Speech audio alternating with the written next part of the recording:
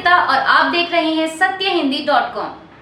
चलिए एक नजर डालते हैं अब तक की सुर्खियों पर। राम जन्मभूमि मंदिर के मुख्य पुजारी आचार्य सत्येंद्र दास द्वारा राहुल गांधी को आशीर्वाद दिए जाने के एक दिन बाद मंदिर न्यास के सचिव चंपत राय ने भी भारत जोड़ो यात्रा की तारीफ की है।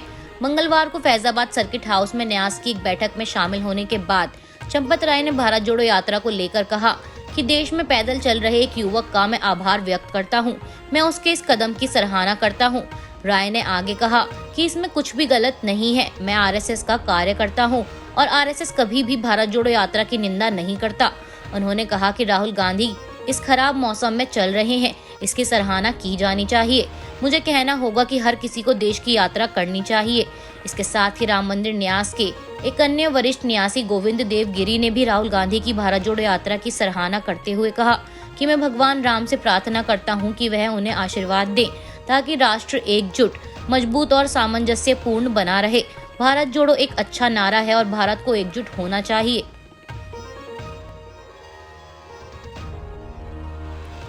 त्रिपुरा के पूर्व मुख्यमंत्री बिप्लब कुमार देब के घर के बाहर मंगलवार देर रात को कुछ अज्ञात व्यक्तियों ने उनके घर पैतृक पूजा करने आए पुजारियों पर हमला कर दिया।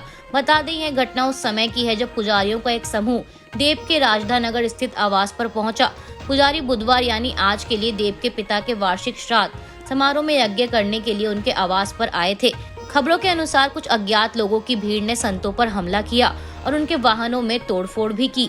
आसपास के लोगों और स्थानीय लोगों ने पुजारियों को बचाया, जिसके बाद बदमाश वहां से भाग गए। इस घटना में जितेंद्र कौशिक का वाहन भी क्षतिग्रस्त हुआ है। जितेंद्र कौशिक ने बताया कि मैं मां त्रिपुर सुंदरी मंदिर के दर्शन करने आया था। यहाँ मैं अपने गुरुदेव जी के निर्देश पर बुधवार को होने वाले यज्ञ की तैयारियों को देखने के लिए आया था। अचानक एक भीड़ आई, उन्होंने मुझ पर हमला किया और मेरे वाहन में भी तोड़फोड़ की। वे चिल्ला रहे थे कि या तो यहाँ सीपीआईएम रहेगी या फिर कोई नहीं। वही घटना को लेकर स्थानीय लोगों ने इसका विरोध शुरू कर दिया और इस बीच प्रदर्शनकारियों ने संदेह के आधार पर हमलावरों की दुकानों में तोड़फोड़ की।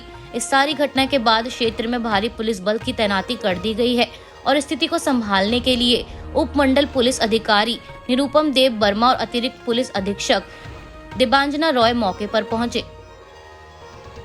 कर्नाटक भाजपा प्रदेश अध्यक्ष और सांसद नलिन कुमार कटेल के लव जिहाद वाले बयान पर कांग्रेस प्रदेश अध्यक्ष टीके शिव कुमार ने पलटवार करते हुए 3 जनवरी मंगलवार को ट्वीट कर लिखा कि इसमें कोई आश्चर्य की बात नहीं है। बीजेपी की प्राथमिकता विकास और रोजगार देने की नहीं रही है। कम से कम पार्टी अब ईमानदार तो है। चिंता मत करिए, कर्नाटक के लोग बीजेपी को बताएंगे कि वो आने वाले दिनों में किसे चुनेंगे। बता दें कि इसी साल अप्रैल मई में राज्य में विधानसभा चुनाव होने हैं। साथ ही बता दें कि भाजपा प्रदेश अध्यक्ष नलिन कुमार कटेल ने सोमवार 2 जनवरी को बीजेपी वर्करों को संबोधित करते हुए कहा था कि वोटरों से छोटे मुद्दे जैसे कि रोड और सीवेज पर बात नहीं करें। आपको अपने बच्चों की भविष्य की चिंता और लव जिहाद को रोकना है तो बीजेपी की जरूरत है। हम ही इसके खिलाफ कानून लेकर आएंगे।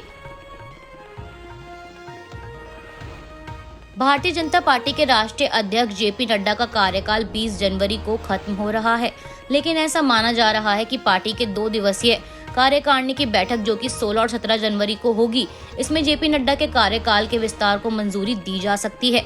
बता दें कि पार्टी के प्रमुख संगठनात्मक निकाय की बैठक में विभिन्न राज्यों के आगामी विधानसभा चुनाव के लिए रणनीति तैयार करने पर चर्चा की जाएगी और इसके साथ ही अगले साल होने वाले लोकसभा चुनाव की तैयारियों का भी जायजा लिया जाएगा।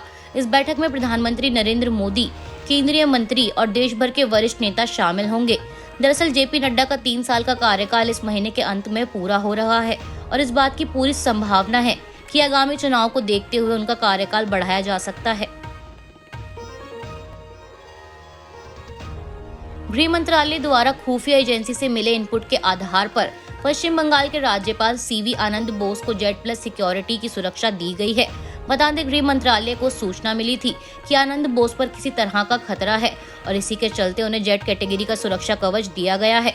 साथ ही बता दें कि सेवानिवृत्त सिविल सेवक सीवी आनंद बोस ने बीते साल 23 नवंबर 2022 को पश्चिम बंगाल के नए राज्यपाल के रूप में शपथ ली थी। राजभवन में एक कार्यक्रम में कलकत्ता हाईकोर्ट के मुख्य न्यायाधीश प्रकाश श्रीवास्तव ने मुख्यमंत्री ममता बनर्जी, राज्य के अन्य मंत्री और विधानसभा अध्यक्ष विमान बनर्जी की उपस्थिति में उन्हें पद की शपथ दिलाई थी। दिल्ली के सुल्तानपुरी में हुई 20 साल की युवती की मौत के केस में एक और नया खुलासा हुआ है। पुलिस द्वारा की जा रही जांच में पहले तो ये पता लगाया गया कि स्कूटी पर युवती अकेली नहीं थी, उसके साथ उसकी एक दोस्त भी मौजूद थी। अब उसकी दोस्त का एक बयान सामने आया है। पीड़िता की दोस्त ने मंगलवार को मीडिया को बताया कि अंजलि को कार के नीचे 12 किलोमीटर तक घसीटने वाले लोगों को पता था कि वह कार के नीचे फंस गई है। उसने बताया कि बलिनो ने हमारे सिर पर टक्कर मारी, मैं एक तरफ गिर गई और वह सामने की ओर गिर गई।